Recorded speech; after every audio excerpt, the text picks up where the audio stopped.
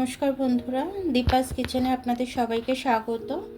আজকে আমি আঙুর নিয়ে নিয়েছি 500 গ্রাম। আঙুরের জ্যাম বানাবো। তো আঙুরের জ্যামটা কিভাবে বানাই চলুন বানিয়ে নিই।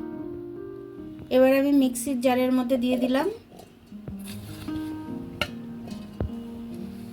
এবার এটাকে আমি ছেঁকে নেব। যেই কড়াতে আমি বানাবো সেই কড়াতেই আমি ছেঁকে নিচ্ছি।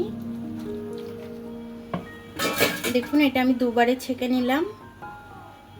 এতটা আমার ছিবড়ে বেরিয়েছে, আমি ছিবড়েটা ফেলে দিচ্ছি। 100 গ্রাম আঙুরে আমার এতটা জুস বেরিয়েছে। আমি কিন্তু একটুও জল দিইনি, জল ছাড়া। এখন এতটা আমি চিনি দিচ্ছি, তারপরে দেখি যদি চিনি লাগে আবার দেব। আশা করি আর লাগবে না।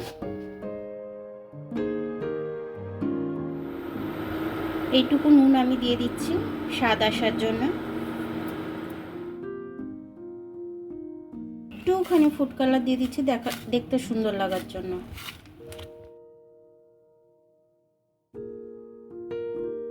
অল্প একটু আগার আগার পাউডার দিয়ে দিচ্ছি আমি, তাড়াতাড়ি এটা জমে যাওয়ার জন্য।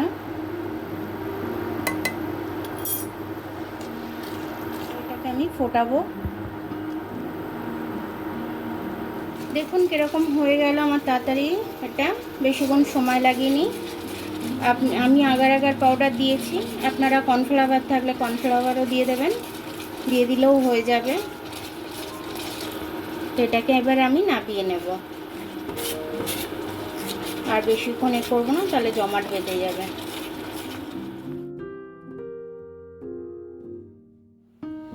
দেখুন বন্ধুরা, আমার জ্যামটা তাহলে হয়ে গেল। এরকমভাবে আপনারাও বানিয়ে নেবেন। বাচ্চাদের টিফিনে পাউরুটির সাথে লাগিয়ে দিতে পারবেন, বিস্কুটের সাথেও লাগিয়ে খেতে পারবে বাচ্চারা।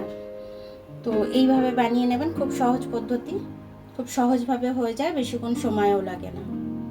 তো আমার ভিডিওটা দেখার জন্য অনেক অনেক ধন্যবাদ। আমার ভিডিওটা যদি পছন্দ হয় তাহলে লাইক আর সাবস্ক্রাইব একটু করে দেবেন।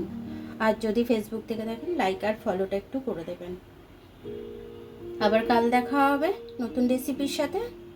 ততক্ষণ আপনারা ভালো থাকবেন, আমি আসছি।